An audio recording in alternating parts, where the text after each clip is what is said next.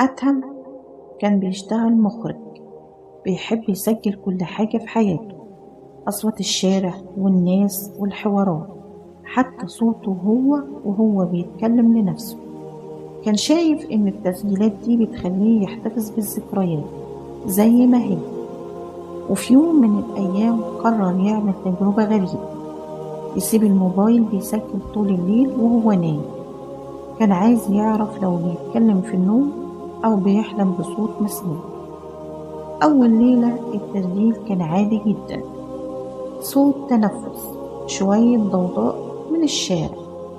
بس اللي حصل في الليلة التانية هو اللي غير كل حاجة. في التسجيل الساعة كانت تقريبا 3:17 الفجر. ظهر صوت واضح جدا، صوت خطوات في الأوضة، خطوات هادية قريبة جدا من المية. وبعدين صوت نفس بيهمس بكلمة واحدة: لسه فاضل يوم. أدهم افتكر إنها حركة في الشارع أو انعكاس صوت، لكن لما ركز لاحظ حاجة غريبة جدا. الصوت جاي من جوه الأوضة ومش من الميكروفون البعيد، وكأن اللي اتكلم كان جنب سريره. تاني يوم قرر يسجل تاني، لكن المرة دي حط كاميرا، وفي التسجيل الجديد نفس التوقيت تقريبا 3:17 الصوت اتكرر بنفس النغمة، بس المرة دي قال: الليلة دي الأخيرة. أدهم شاف الفيديو بنفسه. الكاميرا كانت بتصور الأوضة، لكن وقت الصورة اهتزت فجأة، وكأن في ظل عدى بسرعة قدام العدسة. بعد كده الكاميرا فصلت.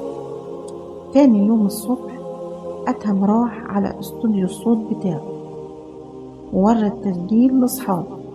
واحد فيهم قاله حاجة خلته يتجمد مكانه: الصوت ده مش أول مرة أسمعه. فتح فولدر قديم على الكمبيوتر فيه مشروع أدهم الأول لما كان في الكلية، فيلم قصير عمله عن شاب بيحلم إن في حد بيكلمه بالليل، وكان فيه نفس الصوت بالظبط، نفس الجملة ونفس الطبقة. والغريب إن أدهم هو اللي كان عامل المونتاج بنفسه وقتها. راجع الملفات القديمة ولقى أن الصوت ده متسجل عنده من 3 سنين، يعني كان موجود في أرشيفه قبل التجربة دي أصلا. الشرطة بعد كده رجعت التسجيلات كنوع من بلاغ شكلي، لكن التقرير الرسمي